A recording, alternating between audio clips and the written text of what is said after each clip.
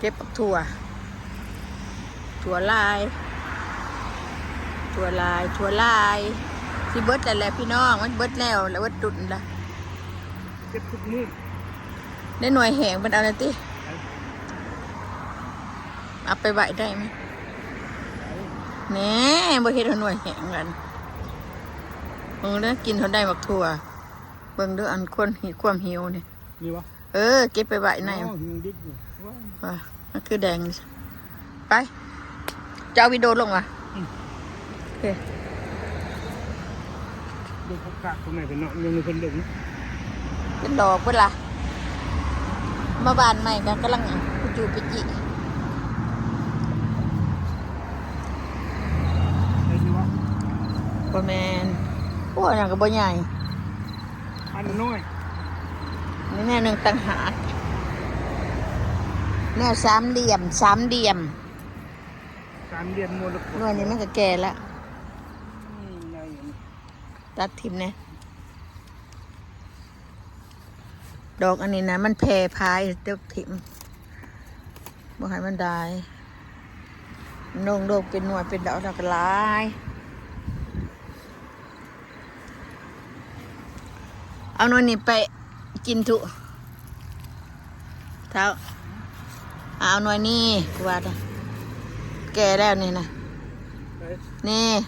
สามเหลี่ยมมรกตนี่แก่แล้วบ่เลยแก่แล้ว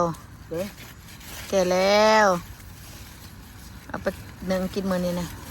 เอาบ่หนึ่งกินวันได้ทีหนึ่งกินทันอยู่ตัดในดอกอันนี้หลายเอาไปตัดเงินนั่นเด้ตัดเด็กซาดิมิตัดให้บ่เขาเดินยับไปตัดข้างในมันได้ตัดยัง2 หน่วยยัง3 หน่วยตัวนี้แนวหนึ่งแต่หาเรียนเสาเนาะเท่าแนวหนึ่งแต่หาตัวเนาะตัวนี้แนวหนึ่งแต่หาคิดมันกินเอาไว้มันแก่นี่พอแก่เลยเอาในมันไหวได้ละนี่หน่วยนั่นก็มี4 หน่วยสามเหลี่ยมไปหาเบิ่งบักแตงก่อน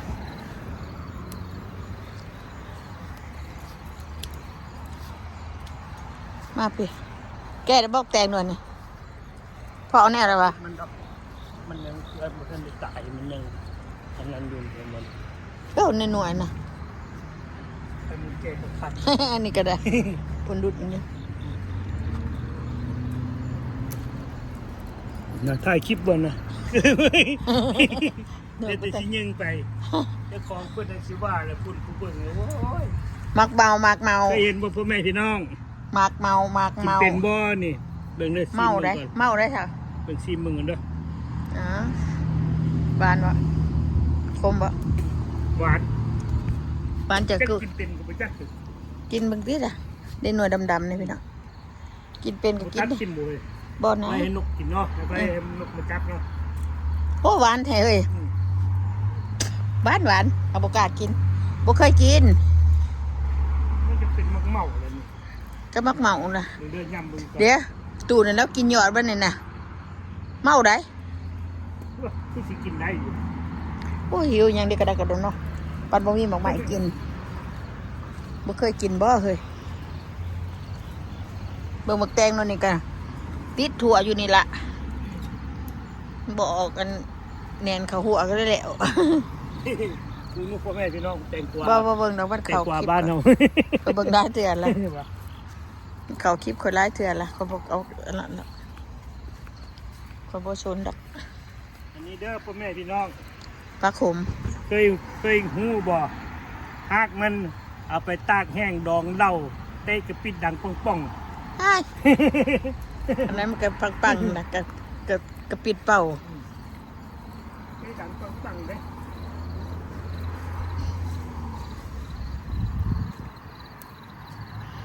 ถ่ายคลิปมักบักโอด3 หน่วย 4 หน่วยหน่วยนั้นบ่เอาวะ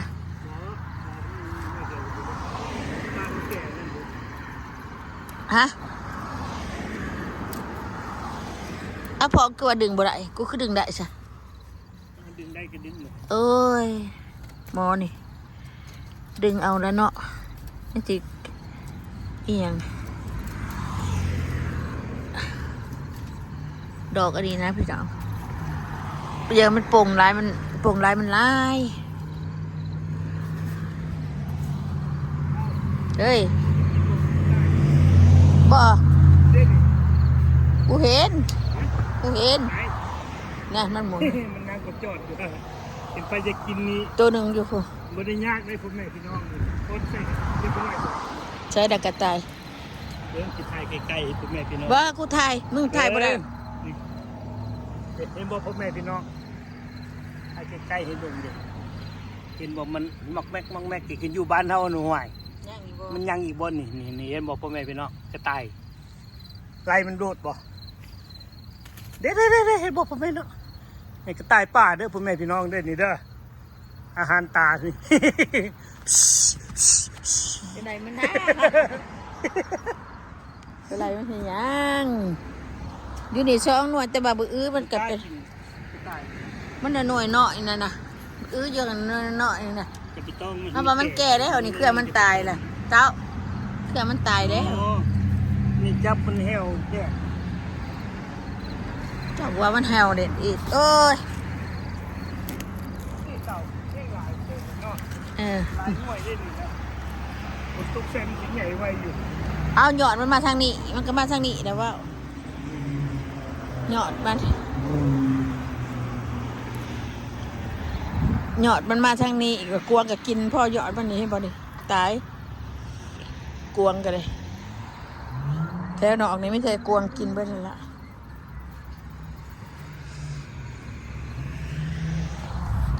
ก็เอาเนี่ยมาปักบะกาดมาบานอีกได้ดอกมันเนี่ยนั่นก็ได้พี่น้องเก็บเอาแนวบักเล่นนะ เล่นอยู่หวานนิดนึงนะส้มหวานๆลูกกินก่อน เอาบักทวน เล่นบอกพ่อแม่พี่น้อง บักเล่นยาวไปเข้าไปในหัวเอาปุ๊บบักเตอบักทัวเห็นปะ ปลามันแก้ม ปุ๊บบักทัวนะมันเป็นในเงา เอาบ่ เอาไหม พ่อแม่เนี่ย นี่ได้หน่วยหนึงเพื่อบัดใหญ่ปลามันใหญ่ เป็นไง นี่กระชิใหญ่เลยตัวนี้มันอยากที่จะหมักแตงเคลื่อนมาผีก็เป็นหน่วยเว้ยเลยกินบวัดบไหว้เชียวออกมาทางนอก อย่าไปบายอย่าไปบาย ได้ยังออกมาจังสุดๆตอนนั้นสิได้ตัดอันนี้เนาะก็ได้บ่ ที่หน้าเช็ดข้างแสบยังบุตร เท่า เคยกระดิ่ง ตัดเคลื่อนแบล็คเบอร์รี่นี่มันหลายผลตัดออกนี่สร้างตัดออกแถวนี้มีกวางกินเห็นบ่หยอดกุดหยอดขาด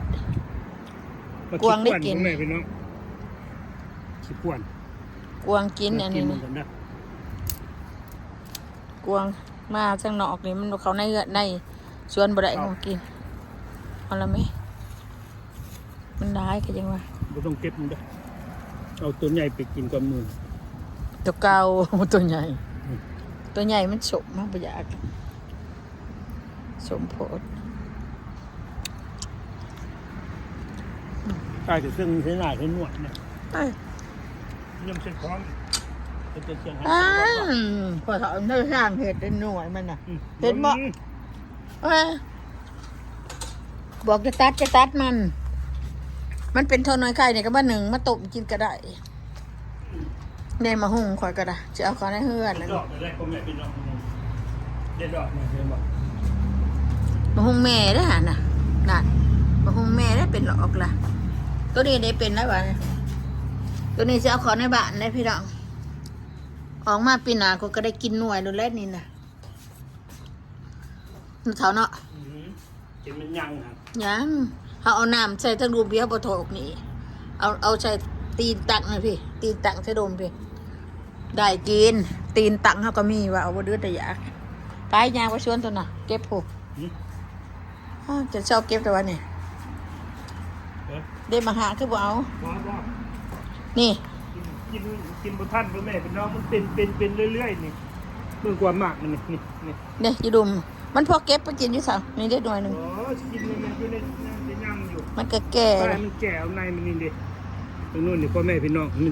หลาย นี่ซอยมันย่างอันนี้แม่นเว้าขี้คุยเด้แน ขี้โม่ซื่อ บ่ได้ขี้โม่ได้พ่อแม่พี่น้องนี่เบิ่งนู่นนี่งามหนามาตัวใดไม้แห้งเป็น ๆแล้วดูมันน่ะวะยามนี่ โอ้ยสิถามเบิ่งพม่าหมอนั่นก็ไม่ได้มีกับ หมอใด ทานก็คือใกล้กัน โอ้ยค้างเขาก็กินนั่นนะเนาะไปถามทุกทีเจ้าเอ้ยหยอดพักตำดิ่งคอยพี่น้องตัดบางมือชื่นมือหนึงนี่ใหญ่แล้วเด้ กินไม้ มึงนะพ่อเท้าบางหยอดพักตำดิ่งคอยมันบ่สะออนบ่เจ้าจะเอาไก่หยาบเอาไก่ลาดมาแกงใส่ใช่ปะเขาจะเอามาแกงใส่ แต่ว่าเฮาบ่มักเด้อผักตำลิงเบิ่งขึ้นเป็นยอดมันไปแกงกินแข็ง บ่แกงกระยายนี่มาแกงกินน้ำมาเขาจะเอามาแกง พ่อแม่พี่น้องเบิ่งมาคลิกนี่ปลูก2-3 ต้นกินบ่วัดบ่ไหวที่นี่ก็สิเก็บด้านใน ไอ้สิทางอันพักบกนี่อยู่ทางถิ่นเนี่ย เอ้า เก็บปุ๋ย โอ้ยเมื่อยเก็บดอกลมหัวลมออกเลยแล้วพี่น้องเห็นบ่พี่ หัวลมตองเดือน12หัวลมเตา หัวลมพัดวิวเด้อเดิมเย็นน้อยหนึ่งเด้อเฮ้ยตัวนี้ก็เอาขอไปยังเคยหมักเด่นหมักเครืออันหมักหุ่งเท่านี้นะนี่มันงามแท้ๆนี่เท่านี่เอาเขาไปในกระตังอันนั้นเขาขุดแต่เขาจะเอาเขาอันนี้ก็ได้ เข้าก็เอาเข้าไปนี่ก็ เบิ่งดูบักแตงในเครือนั้นบ่มีบ่ อย่างนี้ How you know How you ส่วน know ขน้อยจะใต้มีหลายเลยพ่อแม่พี่น้อง ดอกเบิ่ ข ง น้อยบ่กิน กินบ่ได้กระต่ายนี่ กินเจ็บหัวเข่าวางเลยเว้ยว่ะ โอ้ยบักถั่วก็ได้ ข้าว บุ ตาควายกินตรงนี้เนาะ เขาเอาอะไรได้หน่วยหนึ่งอันนี้บีบได้บีบ โอ้ยมันเหลือแต่กิน โนต้องบีบคันบ่บีบแล้วมันแน่นบ่ได้เด้อมันเน่าไปนั่นมันนั่นบ่ดีเด้อ ตัวตำตัวแรก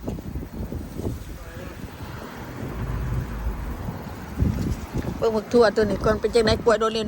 เลยนี่บุบแล้ววะบุบไปละ3 ผักเครือมันตายแล้วอันนี้นะนอกพอเถอะว้าวเครือมันตายแล้วพักแวนนี่เอามาให้กินเท่านึงกินกับบ่ได้ พักแวนเอามาปลูกก็ได้กินน้อยหนึ่งก็ได้เช่าอยากไปเบิ่งดูพักบัวพาวินัยแก่แล้ววะเก็บตัดไปให้หน่อยนี่ตัดให้แน่นี่ตัดให้แน่นะ อืม เพราะว่ามันสิบ่ได้แนวมันนะ โอ้ยมันหลุดมือเกิดเองนั่น เกิดกับจะมาตัดหญ้ามันก็คือเก่าล่ะก็ไปเบิดล่ะสิว่ายังคือเก่าอยู่นี่ เดินกองยับมองเนื้อนู้โอ้ย นี่ตัวนี้ก็เอานี่ตัวนี้ก็เอาได้แล้วนะกุกมันน่ะ อืม ปากบัวผ้า บ่ทันได้เด้นี่ ได้บ่เอาอยู่ปลายเอากุกมันนี่สิเอายังปลายมันเว้า เด้นี่จ้ะ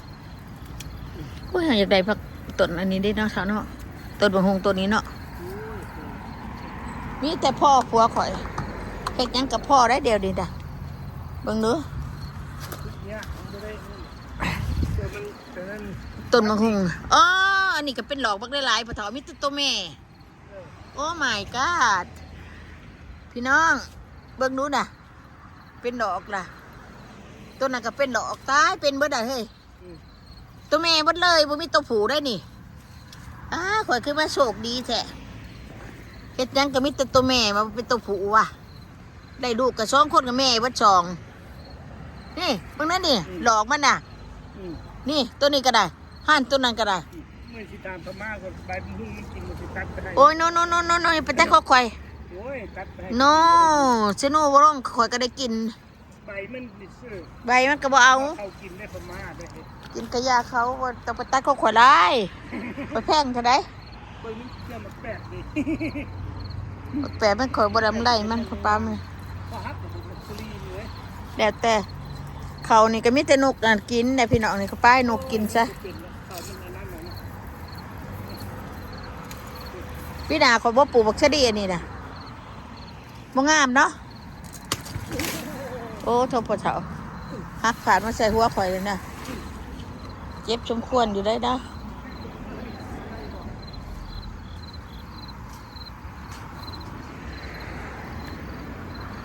นี่บ่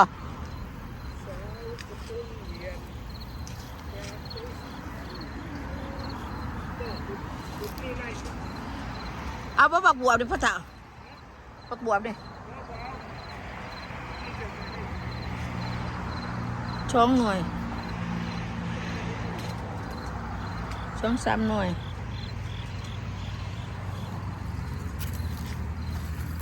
โรคหมักอื้อนี่ฮะ บักอื้อว่ามันมีหน่อยได้ไงแต่บักอื้อนี่มันแสบบ่ได้บ่แสบมันอยากบางหน่อยหนึ่งไงหน่วยนี่ก็ได้ตังโคโรอยู่นี่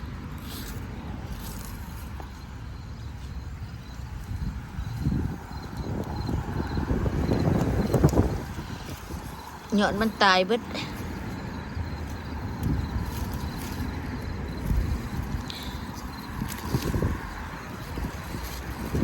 เอาแนวบักถั่วนี่ไว้ก็ถั่วขาวมีนะมีหลายแล้วแต่ว่าเอาเดี๋ยวไปมันปีหน้ามันสีดนตรงนี้ก็บอกได้หลายอยู่นะนี่ในมันน่ะดนคือกัดได้ล่นก็เป็นนี่ก็ถูกโกงหัวลมออกเลยพี่น้องหัวลมออกวีแล้ว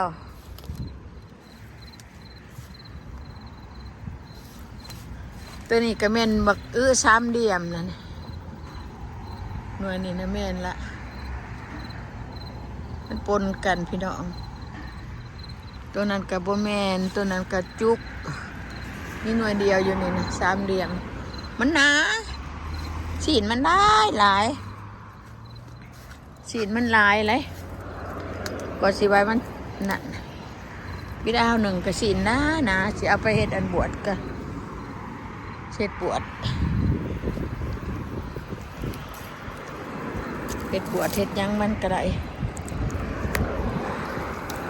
พี่น้องเนาะเก็บบักทั่วแก่ก็ฮะได้ก็ยังได้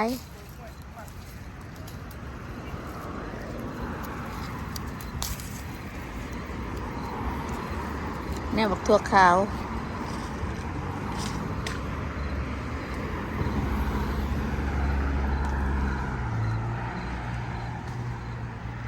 บักแข่งก็ยังกินบ่เบิดชุกเบิดละดิบักแข่งคอยก็ได้โอ้ก็จะได้ต้นมะฮุงนี่แห้งขนาดกินแล้วก็เอามาหวานผูกนะคะก็ได้แล้วยามนี่คนนี้เนี่ยเบิ่งเด้อตูนโตนอยู่มักใส่ข่อยก็ได้เพิ่นได้หลาย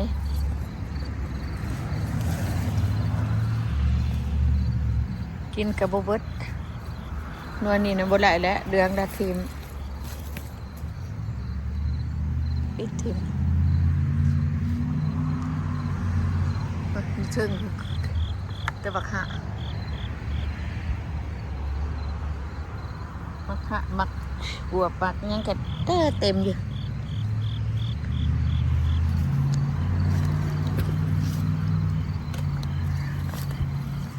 เป็นกินได้มีบ่เท่า